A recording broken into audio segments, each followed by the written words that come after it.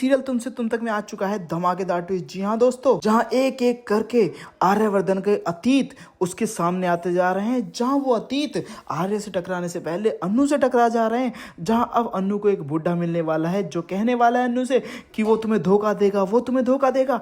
जहाँ अन्नू पूछती है कि कौन मुझे धोखा देगा, तो वहीं वो बोलता है कि आर्यवर्धन। जी हाँ, ये कोई ना कोई अतीत से जुड़ा हुआ किस्सा है आर्य का। या तो इसने धोखा खाया है आर्य से बुरी तरीके से, या जानबूझकर आर्या ने इसे धोखा दिया है। मगर इन बातों पे क्या यकीन कर पाएगी अब अन्नू? जी हाँ, पर ये सब होता कैसे दोस्तों, हम आपको बताते हैं। जहाँ एक तरफ भाई अन्नू के घर पे जब पहुंचता है जलंधर, तो वहीं वो बाबा बन के पहुंचता है। तो वहीं वो बताता है कि तुम अपनी बेटी के लिए वर ढूंढ रहे हो। तुम बिल्कुल ठीक सोच रहे हो।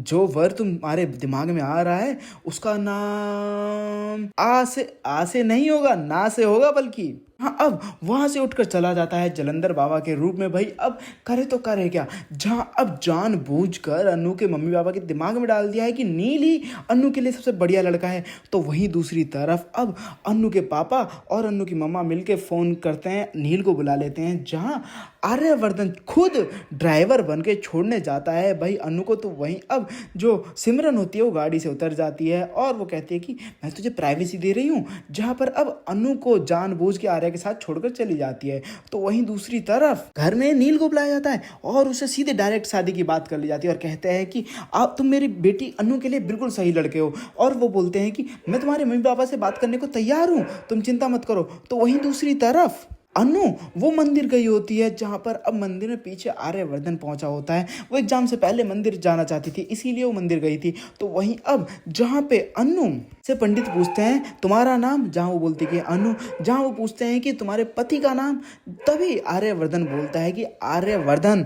जिसके बाद अब अन्नू समझ चुकी है कि भाई उन्होंने मेरे प्यार को तो एक्सेप्ट कर ही लिया है सर ने। तो वहीं दूसरी तरफ अब आपको ये भी देखने को मिलने वाला है कि भाई वहां से कुछ भी बोले बिगड़ चला जाता है नील और कहता है मुझे अभी सोचने का टाइम चाहिए, और वहां से चला जाता है। तो वहीं दूसरी तरफ जो बॉडीगार्ड होते हैं वो फटाफट झंडे को फोन करके बता देते हैं कि ये भी नील को बुलाया था अन्नू के मम्मी पापा ने, और वो उससे अन्नू की शादी की बात करने को कह रहे थे। जहां पर अब झंडे बोलता है अच्छा तो बात शादी तक पहुंच गई है। तो वहीं दूसरी तरफ अब नील से बोलता है अब जलंधर की, मैं आर्यवर्धन को बर्बाद कर देना चाहता हूं, मैं उसे तबाह कर देना चाहता हूं। तो वहीं दूसरी तरफ अब अनु जो होती है वो जब सिमरन के साथ कॉलेज से वापस आ रही होती है, तभी उसे एक अचानक बुढ़ा मिल जाता है जो हल्का हल्का पागल होता है। जहां पर वो कहता है वो तुम्हें बर्बाद कर देगा, वो तुम्हें धोखा देगा। जिसके बाद अब अनु बोलती कि तुम किसकी बारे में बात कर रहे हो, कौन मुझे धोखा देगा। तो उसी वक्त वो बुढ़ा बोलता है कि आर्यवर्धन। जी हाँ, आर्यवर्धन का अतीत पहले जलंधर और फिर अब ये बुढ़ा जो बार बार अनु को बता रहे हैं कि भाई आर्यवर्धन धोखा देने वाला आदमी है। क्या सच में आपको लगता है कि आर्यवर्धन अन्नू को धोखा देने वाला है? वेल दोस्तों, आपको क्या लगता है और आप लोग क्या चाहते हैं कि अन्नू की शादी किसके साथ हो, नील के साथ या फिर आर्यवर्धन के साथ? आखिर आपको कौन अच्छा लगता है, नील या फिर आर्यवर्धन? में कमेंट बॉक्स में कमेंट करके जो बताओ। साथ ही लेटेस्ट वीडियो के लिए मेरे चैनल को सब्सक्राइब करना ना भूलें।